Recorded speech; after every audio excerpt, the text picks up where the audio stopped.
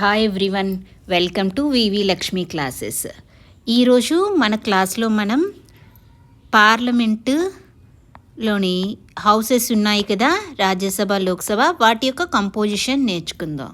ఏం నేర్చుకుందాం? Composition of Lok Sabha and Rajya Sabha రెండు నేర్చుకుందాం. అయితే ప్రీవియస్ క్లాస్లో మనం ఏం చూసాము? పార్లమెంట్ గురించి ఏ ఆర్టికల్లో చెప్పడం జరిగిందమ్మా? పార్లమెంట్ గురించి ఆర్టికల్ 79లో చెప్పడం జరిగింది. సో పార్లమెంట్లో ఏమేమి ఉంటాయి? పార్లమెంట్లో ప్రెసిడెంట్ ఆఫ్ ఇండియా ఉంటారు, లోక్సభ ఉంటుంది, రాజ్యసభ ఉంటుంది. రాజ్యసభని ఏమంటారు? Council of states. అండ్ అలాగే ఇంకేమంటారు? రాజ్యసభనే అప్పర్ హౌస్ అని కూడా అంటారు. ఓకే. అండ్ అదేవిధంగా లోక్సభని ఏమంటారు? House of people. లోక్సభని హౌస్ ఆఫ్ పీపుల్ అంటారు. అదేవిధంగా లోవర్ హౌస్ అని కూడా అంటారు. అదేవిధంగా ఈ ప్రెసిడెంట్ ఆఫ్ ఇండియా ఏదో లోక్సభలో మెంబర్ కాదు అండ్ రాజ్యసభలో మెంబర్ కాదు, but he is the part of parliament. ఈయన కూడా పార్లమెంట్లో పార్టే. సో పార్లమెంట్ అంటే ఎవరెవరు? President of India, Lok Sabha, Rajya Sabha. ఓకేనా? సో ఈరోజు మనం రాజ్యసభ యొక్క కంపోజిషన్ చూద్దాం. సో రాజ్యసభలో మ్యాక్సిమం స్ట్రెంగ్త్ ఎంత అంటే, మ్యాక్సిమం ఎంతమంది ఉంటారు అంటే 250 మెంబర్స్ ఉంటారు. ఓకే. రాజ్యసభ యొక్క మ్యాక్సిమం స్ట్రెంగ్త్ ఎంత? 250. ఈ 250లో 238 మెంబర్స్ స్టేట్స్ని అంటే రాష్ట్రాలు మరియు కేంద్రపాలిత ప్రాంతాలు, యూనియన్ టెరిటరీస్ని రిప్రజెంట్ చేస్తారు. మిగిలిన 12 మంది ఉంటారు కదా, ఈ 12 మెంబర్స్ కూడా ప్రెసిడెంట్ నామినేట్ చేస్తారు. ఈ 12 మెంబర్స్ని ఎవరు నామినేట్ చేస్తారు? ప్రెసిడెంట్ నామినేట్ చేస్తారు. ఓకే. అయితే ఏ విధంగా ఈ స్టేట్స్, యూనియన్ టెరిటరీస్ నుంచి రాజ్యసభకి రిప్రజెంటేటివ్స్ని ఏ విధంగా ఎన్నుకుంటారు, ఈ 12 మెంబర్స్ని ఏ విధంగా నామినేట్ చేస్తారు అనేది చూద్దాం. సో అయితే మ్యాక్సిమం స్ట్రెంగ్త్ మనం ఏం చెప్పాం? 250 అని చెప్పాం. ఇందులో 238 స్టేట్స్ అండ్ యూనియన్ టెరిటరీని రిప్రజెంట్ చేస్తాయి, 12 మెంబర్స్ని నామినేట్ చేస్తారని చెప్పాం. అయితే ప్రజెంట్ ఎంత స్ట్రెంగ్త్ ఉంది అంటే, ప్రజెంట్ 245 స్ట్రెంగ్త్. ఈ 245లో కూడా 225 మెంబర్స్ స్టేట్స్ని రిప్రజెంట్ చేస్తారు అండ్ 8 మెంబర్స్ యూనియన్ టెరిటరీస్ని రిప్రజెంట్ చేస్తారు, 12 మెంబర్స్ని ప్రెసిడెంట్ నామినేట్ చేస్తారు. Okay. Nominated by president. Okay. అయితే ఇప్పుడు స్టేట్ రిప్రజెంటేటివ్స్ని ఏ విధంగా ఎన్నుకుంటారు? అయితే ఇక్కడ స్టేట్స్ని రిప్రజెంట్ చేసే వాళ్ళని రాజ్యసభకి వాళ్ళు పీపుల్ ద్వారా డైరెక్ట్గా ఎన్నుకోబడరు. వీళ్ళు ఏ విధంగా ఎన్నుకోబడతారు? Elected members of state legislative assemblies. State legislative assemblies ఉంటాయి కదా, స్టేట్ లెజిస్లేటివ్ అసెంబ్లీస్కి ఎవరైతే ఎలక్ట్ అయ్యారో వాళ్ళు ఈ రాజ్యసభకి స్టేట్ రిప్రజెంటేటివ్స్ని ఎన్నుకోవడం జరుగుతుంది. అయితే ఏ ప్రాసెస్లో ఎన్నుకుంటారంటే ప్రపోర్షనల్ రిప్రజెంటేషన్ సిస్టమ్. ఏంటి? ప్రపోర్షనల్ రిప్రజెంటేషన్ సిస్టమ్ ద్వారా ఎన్నుకుంటారు. By single transferable vote. Okay. By single transferable vote.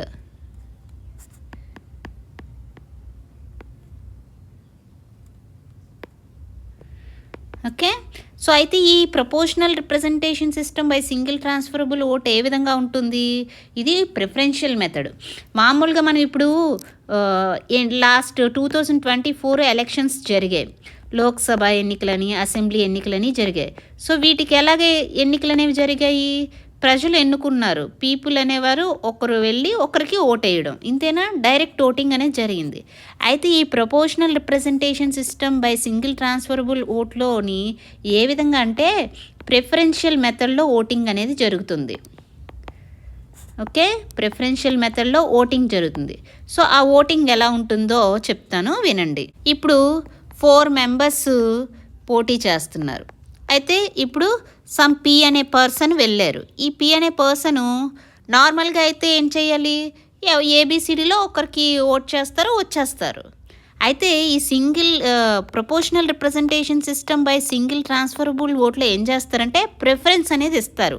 అంటే ఇతని యొక్క ఫస్ట్ ప్రిఫరెన్స్ ఈ ఏబిసిడిలో సపోజ్ పి యొక్క ఫస్ట్ ప్రిఫరెన్స్ బి అనుకోండి, నెక్స్ట్ ప్రిఫరెన్స్ కూడా చెప్పాలి. Second preference C, third preference A, అలా ఫోర్త్ ప్రిఫరెన్స్ డి. సో ఈ విధంగా అనమాట. అలాగే క్యూ అనే పర్సన్ కూడా ఇతను ఫస్ట్ ప్రిఫరెన్స్ ఏ, బి, సి, ఈ విధంగా ప్రిఫరెన్స్ వైజ్ ఓటింగ్ అనేది ఇవ్వాలన్నమాట. ఇది కూడా సీక్రెట్ బ్యాలెట్ ద్వారా జరుగుతుంది. Okay, so proportional representation system by single transferable vote అనేది ఈ విధంగా ప్రిఫరెన్షియల్ మెథడ్లో జరుగుతుంది. మరి కౌంటింగ్ అనేది ఏ విధంగా చేస్తారు, విన్నర్ని ఏ విధంగా ఎన్నుకుంటారు, విన్నర్ అవ్వాలి అంటే 50% + 1 ఓట్స్ రావాలి.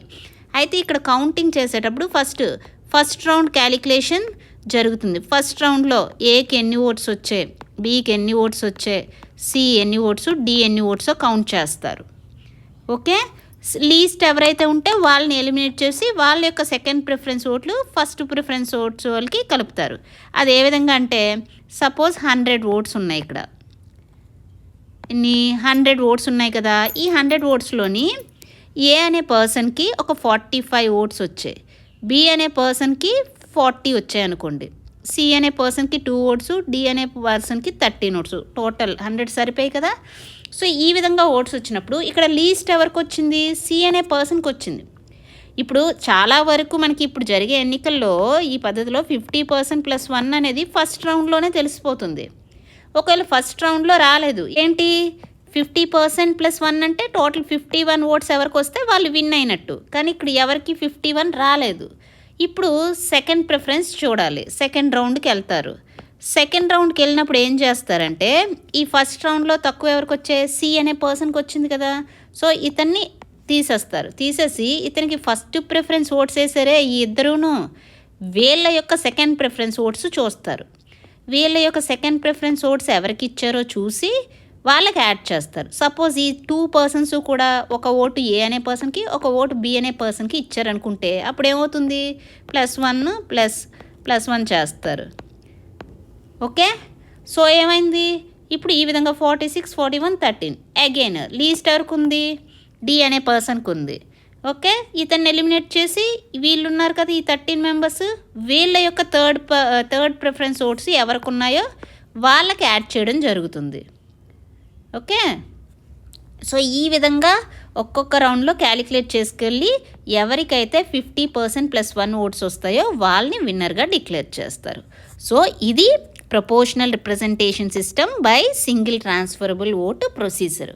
సో రాజ్యసభ ఎలక్షన్స్ కానీ, అలాగే president, okay, legislative councils, vice president, వీళ్ళందరికీ కూడా ప్రపోర్షనల్ రిప్రజెంటేషన్ సిస్టమ్ ద్వారా ఎన్నుకోవడం జరుగుతుంది. ఓకే, సో గుర్తుపెట్టుకోండి, రాజ్యసభకి స్టేట్స్ రిప్రజెంటేటివ్స్ని ఏ విధంగా ఎన్నుకుంటారు, ప్రపోర్షనల్ రిప్రజెంటేషన్ సిస్టమ్ ద్వారా. అండ్ ఎవరు ఇక్కడ ఓటేసేవాళ్ళు, స్టేట్ లెజిస్లేటివ్ అసెంబ్లీకి ఎవరైతే ఎలక్ట్ అయ్యారో ఆ ఎలక్టెడ్ మెంబర్స్ ఇక్కడ ఓటేయడం జరుగుతుంది. ఓకే, అండ్ ఇక్కడ రాజ్యసభకి సీట్స్ అనేవి ఏ విధంగా అలొకేట్ చేయడం జరుగుతుందంటే, రాజ్యసభకి సీట్స్ అనేది ఏ విధంగా అలొకేట్ చేస్తారంటే on the basis of population. So రాజ్యసభకి సీట్స్ ఏ విధంగా అలొకేట్ చేయడం జరుగుతుంది, on the basis of population. మీరు చూసుకుంటే ఎగ్జాంపుల్ యూపీకి రాజ్యసభ సీట్స్ 31, త్రిపురకి ఓన్లీ 1 మెంబర్ ఉంటారు రాజ్యసభకి. సో ఈ విధంగా పాపులేషన్ బట్టి, యూపీ పాపులేషన్ ఎక్కువ కాబట్టి 31 రిప్రజెంటేటివ్స్ ఉంటారు ఆ స్టేట్కి సంబంధించి రాజ్యసభకి. త్రిపుర పాపులేషన్ బట్టి ఓన్లీ 1 మెంబర్ ఉంటారు. సో నెక్స్ట్ యూనియన్ టెరిటరీస్కి చూద్దాం. సో నెక్స్ట్ చూడండి, యూటీస్కి రిప్రజెంటేటివ్స్ని ఏ విధంగా ఎన్నుకుంటారంటే రాజ్యసభకి ఇండైరెక్ట్గా ఎన్నుకోవడం జరుగుతుంది, పరోక్షంగా ఎన్నుకుంటారు. దీనికోసం ప్రత్యేకంగా ఒక స్పెషల్గా ఎలక్టరల్ కాలేజ్ అనేది ఉంటుంది. సో వారి ద్వారా ఇండైరెక్ట్గా ఎన్నుకోవడం జరుగుతుంది. ఓకే, అండ్ ఇది కూడా యూటీకి కూడా ఎలక్షన్ అనేది system of proportional representation system ద్వారా బై సింగిల్ ట్రాన్స్ఫరబుల్ ఓట్ పద్ధతిలోనే జరుగుతుంది. యూటీకి కూడా రిప్రజెంటేటివ్స్ని ఈ విధంగానే ఎన్నుకుంటారు. అండ్ నెక్స్ట్ మనకి 8 యూనియన్ టెరిటరీస్ ఉన్నాయి కదా. ఈ 8 యూనియన్ టెరిటరీస్లో ఓన్లీ 3 యూనియన్ టెరిటరీస్ మాత్రమే రాజ్యసభకి సీట్స్ అనేవి అలొకేట్ చేయడం జరిగింది. ఆ 3 యూనియన్ టెరిటరీస్ ఏంటంటే ఢిల్లీ, పుదుచ్చేరి అండ్ జమ్మూ అండ్ కాశ్మీర్. ఎందుకు అంటే మిగిలిన యూనియన్ టెరిటరీస్ యొక్క పాపులేషన్ అనేది చాలా తక్కువ. ఓకే, సో దానివలన ఓన్లీ 3 యూనియన్ టెరిటరీస్ని రిప్రజెంట్ చేసేటట్టు రాజ్యసభలో సీట్స్ అనేది అలొకేట్ చేయడం జరిగింది. నెక్స్ట్ ఈ రాజ్యసభకి నామినేటెడ్ మెంబర్స్ కూడా ఉంటారని చెప్పాం కదా. ఎంతమంది nominated members? 12 members nominated members. అయితే ఈ 12 మెంబర్స్ని ఎవరు నామినేట్ చేస్తారు? ప్రెసిడెంట్ నామినేట్ చేస్తారు. అయితే ఏ విధంగా దీనికి ఎలక్షన్ ఏమన్నా ఉంటుందంటే నో ఎలక్షన్ ప్రొసీజర్ ఏమి ఉండదు. వీళ్ళని ఎలా సెలెక్ట్ చేస్తారంటే ఎవరికైతే arts, literature, science and social service వీటిలో స్పెషల్ నాలెడ్జ్ అనేది ఉంటుందో వాళ్ళని రాజ్యసభకి ప్రెసిడెంట్ నామినేట్ చేస్తారు. ఓకే, సో ఈ విధంగా రాజ్యసభకి states, union territories and 12 members nominated members ఈ విధంగా ఎన్నుకోవడం జరుగుతుంది. నెక్స్ట్ లోక్సభ కంపోజిషన్ చూద్దాం. నెక్స్ట్ చూడండి, కంపోజిషన్ ఆఫ్ లోక్సభ యొక్క మ్యాక్సిమం స్ట్రెంగ్త్ ఏంటంటే లోక్సభ యొక్క మ్యాక్సిమం స్ట్రెంగ్త్ 550. ఈ 550లో 530 మెంబర్స్ స్టేట్స్ని రిప్రజెంట్ చేస్తారు,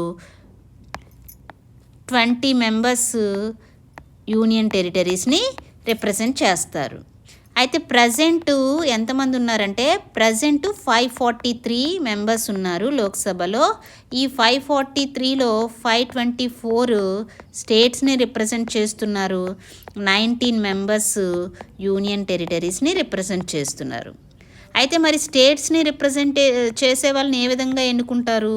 రాజ్యసభలో అయితే ఏం చెప్పాము? రాజ్యసభలో అయితే స్టేట్ లెజిస్లేటివ్ అసెంబ్లీస్లో ఎలక్టెడ్ మెంబర్స్ ఎన్నుకుంటారు by the process proportional representation system by single transferable vote అని చెప్పాం. అయితే ఇక్కడ లోక్సభకు వచ్చేసి స్టేట్స్ రిప్రజెంటేటివ్స్ని ఏ విధంగా ఎన్నుకుంటారంటే వీళ్ళు ప్రజల ద్వారా ప్రత్యక్షంగా ఎన్నుకోబడతారు, directly by people on the principle of universal adult franchise అనమాట. ఏంటి? On the principle of universal adult franchise. So ఈ యూనివర్సల్ అడల్ట్ ఫ్రాంచైజ్ ప్రకారం ఓటింగ్ ఏజ్ అనేది ఎంత ఉండాలి అంటే 18 years అబోవ్ ఉండాలి. ఓటింగ్ ఏజ్ ఎంత ఉండాలి? అబోవ్ 18 years అనేది ఉండాలి. యాక్చువల్లీ ఒరిజినల్గా ఓటింగ్ ఏజ్ 21 years. అయితే 61st అమెండ్మెంట్ యాక్ట్ 1988 ద్వారా ఈ ఏజ్ని 18 yearsకి రెడ్యూస్ చేయడం జరిగింది. ఓకే, సో లోక్సభ ఎన్నికలు అనేవి ఏ విధంగా Lok Sabha representatives from states from constituencies. ఇక్కడ ఏంటంటే ఏ విధంగా లోక్సభకి సీట్స్ అనేవి అలొకేట్ చేస్తారంటే స్టేట్స్ని టెరిటోరియల్ కాన్స్టిట్యుయెన్సీస్గా డివైడ్ చేస్తారు. ఒక్కొక్క కాన్స్టిట్యుయెన్సీ నుంచి ఒక్కొక్క మెంబర్ కంటెస్ట్ చేస్తారు. సో టెరిటోరియల్ కాన్స్టిట్యుయెన్సీస్గా డివైడ్ చేస్తారు, ఒక్కొక్క కాన్స్టిట్యుయెన్సీ ఒక మెంబరు కంటెస్ట్ చేస్తారు.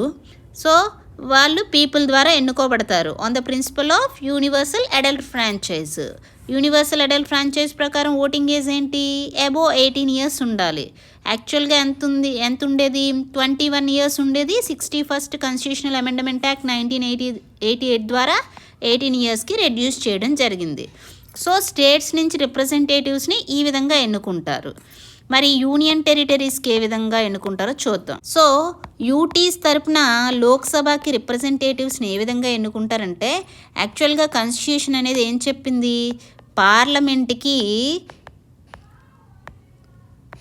యూటీస్ నుంచి లోక్సభకి రిప్రజెంటేటివ్స్ని ఎన్నుకోవడానికి ప్రొసీజర్ అనేది ప్రిస్క్రైబ్ చేయమంది. సో ప్రిస్క్రైబ్ చేయమన్నది దాని ప్రకారమే పార్లమెంట్ అనేది ఏం చేసిందంటే union territories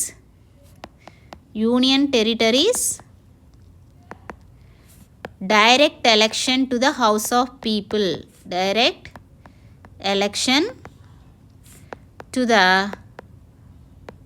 house of people 1965 అనే యాక్ట్ తీసుకురావడం జరిగింది. సో కాన్స్టిట్యూషన్ ఏం చెప్పింది, పార్లమెంట్కే పవర్ ఇచ్చింది. యూటీస్ని యొక్క రిప్రజెంటేటివ్స్ని లోక్సభకి ఏ విధంగా ఎన్నుకోవాలనే మేనర్ని ప్రిస్క్రైబ్ చేయాలని. అప్పుడు పార్లమెంట్ ఏ యాక్ట్ చేసింది, union territories direct election to the house of people act 1965 చేసింది.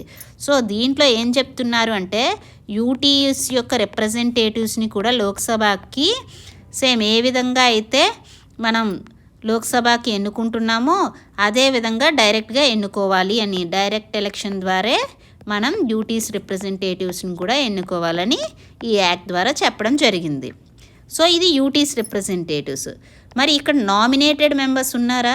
రాజ్యసభలో చెప్పుకున్నాం కదా, రాజ్యసభలో ఎంతమంది నామినేటెడ్ మెంబర్సు?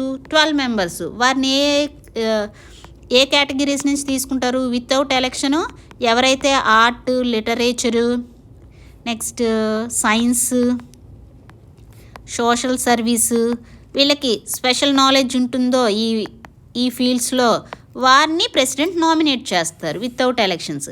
అయితే ఇక్కడ లోక్సభకు కూడా 2020 వరకు కూడా ముందు వరకు కూడా 2 మెంబర్స్ ఆంగ్లో ఇండియన్ కమ్యూనిటీ నుంచి 2 మెంబర్స్ని ప్రెసిడెంట్ నామినేట్ చేసేవారు. అయితే ఇది స్టార్టింగ్లో మనకి 1950లో రాజ్యాంగం వచ్చినప్పుడు 10 ఇయర్స్ వరకు మాత్రమే ఈ ప్రొవిజన్ ఉండేది. అంటే అప్ టు 1960 వరకు ఈ ప్రొవిజన్ ఉండేది. దాన్ని ఎవ్రీ 10 ఇయర్స్కి ఒకసారి ఎక్స్టెండ్ చేస్తూ 2020 వరకు ఎక్స్టెండ్ చేశారు. అయితే మనకి 104th అమెండ్మెంట్ యాక్ట్ 2019లో ఏం చేశారంటే ఈ ప్రొవిజన్ని డిస్కంటిన్యూ చేశారు. ఓకే, ఈ ప్రొవిజన్ని డిస్కంటిన్యూ చేయడం జరిగింది. సో ఇప్పుడు ఎవరు కూడా ఆంగ్లో ఇండియన్ కమ్యూనిటీ నుంచి నామినేషన్ అనేది జరగట్లేదు. ఓన్లీ స్టేట్స్, యూనియన్ టెరిటరీస్ యొక్క రిప్రజెంటేటివ్స్ మాత్రమే ఉన్నారు. మనం పార్లమెంట్ గురించి ఏ ఆర్టికల్లో చెప్పిందని చెప్పాము? పార్లమెంట్ గురించి ఆర్టికల్ 79లో ఉంది. మరి రాజ్యసభ గురించి ఏ ఆర్టికల్ అంటే ఆర్టికల్ 80లో చెప్పడం జరిగింది. లోక్సభ గురించి ఆర్టికల్ 81లో చెప్పడం జరిగింది. మనం ప్రీవియస్ క్లాస్లోని పార్లమెంట్ యొక్క ఆర్గనైజేషన్ నేర్చుకున్నాం. ఈ క్లాస్లో రాజ్యసభ కంపోజిషను, లోక్సభ కంపోజిషన్ నేర్చుకున్నాం. నెక్స్ట్ లోక్సభ యొక్క ఎలక్షన్ సిస్టమ్ అనేది ఏ విధంగా ఉంటుందో చూద్దాం. System of elections to the Lok Sabha చూద్దాం. Okay, thank you for listening. All the best.